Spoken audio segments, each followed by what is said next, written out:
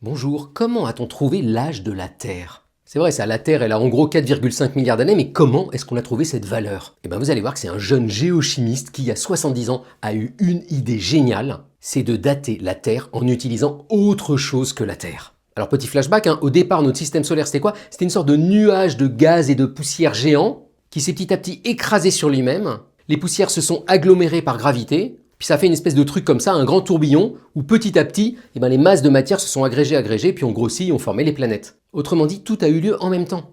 La Terre, elle a le même âge que Jupiter, que Neptune, que Saturne et que le Soleil. Et ça, c'est aussi vrai pour les météorites. Donc Claire Peterson, là, le jeune géochimiste, il s'est dit, si j'arrive à trouver une façon de dater l'âge des météorites, j'aurai l'âge de la Terre. Alors vous allez me dire, on voit pas trop la différence, si on sait dater une météorite, autant directement dater la Terre. Mais en fait, toute l'astuce, c'est de dater plusieurs météorites en les comparant entre elles. Je vous explique. Vous prenez une météorite qui contient de l'uranium. Il se trouve que l'uranium, il est radioactif, et donc il va petit à petit, au fur et à mesure de sa vie, se désintégrer. Et en se désintégrant, il devient du plomb, alors un plomb un peu spécial, le plomb 206 ou le plomb 207. Et puis dans la météorite elle-même, il y avait peut-être du plomb au départ, ça c'est le plomb 204. Donc si vous regardez le plomb 206 par rapport au plomb 204, plus il y en a, plus la météorite est vieille, parce que plus l'uranium a pu se désintégrer. Mais ça vous sert à rien, parce que la quantité de plomb par rapport à l'uranium au début dans la météorite, c'est un peu random. Par contre, si vous avez plusieurs météorites et que vous les comparez entre elles, alors là ça change tout. Ce que vous allez faire, c'est que vous allez tracer un truc comme ça. Vous allez regarder en gros les proportions des différents types de plomb les uns par rapport aux autres. Et en faisant ça, si toutes vos météorites ont le même âge, vous devriez obtenir une droite. Parce qu'elles ont toutes vieilli de la même façon.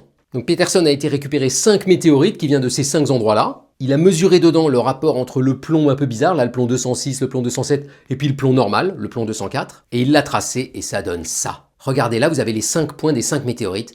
Et ils tombent tous sur une droite. Il a prouvé que les 5 météorites ont le même âge. Et c'est même mieux que ça, en regardant la pente de la droite, à quel point elle est inclinée ou pas, vous pouvez en déduire l'âge des météorites. Et il a trouvé 4,55 milliards d'années. Et là arrive le moment clé, il a pris des échantillons sur Terre de sédiments terrestres. Il les a datés de la même manière, en regardant les quantités de plomb différentes. Et un peu fébrile, il a été tracé le point sur la courbe et regardez, c'est lui.